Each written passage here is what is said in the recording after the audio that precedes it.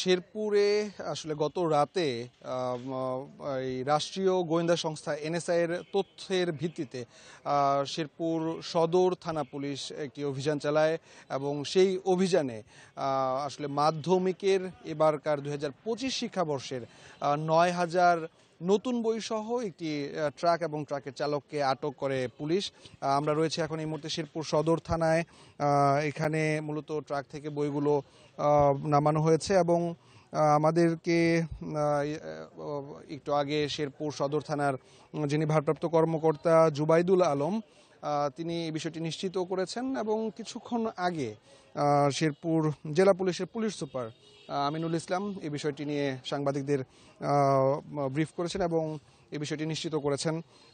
আসলে আমরা যতটুকু তথ্য পেয়েছি সে তথ্য ভিত্তিতে আসলে বলা যায় যে গতকাল রৌমারী থেকে মানে পার্শ্ববর্তী কুড়িগ্রাম জেলার রৌমারী থেকে রৌমারীর একটি হাই স্কুল থেকে উচ্চ বিদ্যালয় থেকে মূলত এই বইগুলো নিয়ে ঢাকার উদ্দেশ্যে এই ট্রাকটি যাচ্ছিল এবং মূলত ঢাকায় বিক্রির উদ্দেশ্যে যাওয়ার সময় রাষ্ট্রীয় গোয়েন্দা সংস্থা যে এনএসআই রয়েছে সেই এনএসআই এর তথ্যের ভিত্তিতে শেরপুর সদর থানা পুলিশ শেরপুর সদর উপজেলার চরমুচারিয়া ধাতিয়াপাড়া এলাকা থেকে মূলত ট্রাকটিকে আটক করে এবং ট্রাকের চালক যে রয়েছে মাইদুল ইসলাম তাকে আটক করা হয় এবং তাকে আটক করার পর জিজ্ঞাসাবাদে বেশ কিছু তথ্য শেরপুর সদর থানা পুলিশ পায় এবং আসলে রাতেই এই ট্রাকটিকে শেরপুর সদর থানায় নিয়ে আসা হয় এবং শেরপুর সদর থানা থেকে কিন্তু সাংবাদিকদেরকে জানানো হয়েছে যে এই বইগুলো পার্শ্ববর্তী কুড়িগ্রাম জেলার রৌমারী থেকে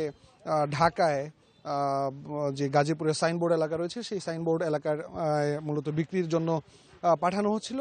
মূলত এটাকে পাচার বলা যায় এবং সেই পাচারকালেই মূলত শেরপুর সদর থানা পুলিশ অভিযান চালিয়ে এটিকে আটক করে। এখানে মূলত 2025 শিক্ষাবর্ষের যে মাধ্যমিকের নবম দশম শ্রেণী এবং অষ্টম নবম দশম শ্রেণীর যে বইগুলো রয়েছে সেই বইগুলো মূলত রয়েছে এখানে ইংরেজি এবং বাংলা গণিত সহ যে অষ্টম থেকে দশম শ্রেণী পর্যন্ত বিষয় ভিত্তিক যে বইগুলো রয়েছে সেই বইগুলো স্তূপাকারে রাখা হয়েছে। আসলে একটি বিষয় বলে রাখা ভালো যে আমরা গতকাল পর্যন্ত জেলা মাধ্যমিক শিক্ষা কর্মকর্তার সাথে কথা বলছিলাম।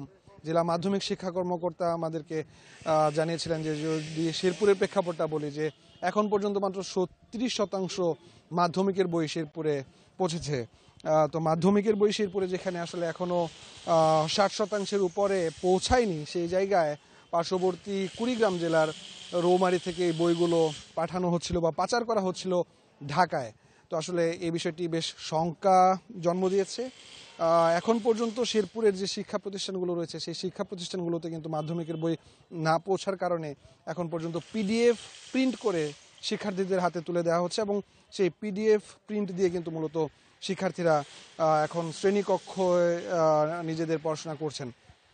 যেখানে শেরপুরের শিক্ষার্থীরা এখনো বই পায়নি সেই জায়গায় পার্শ্ববর্তী কুড়িগ্রাম জেলার রৌমারী থেকে এই বইগুলো ঢাকাতে পাচার করাটা আসলে কিন্তু বেশ শঙ্কার জন্ম দিয়েছে শিক্ষার্থী, অভিভাবক এমনকি শিক্ষকদের মাঝেও।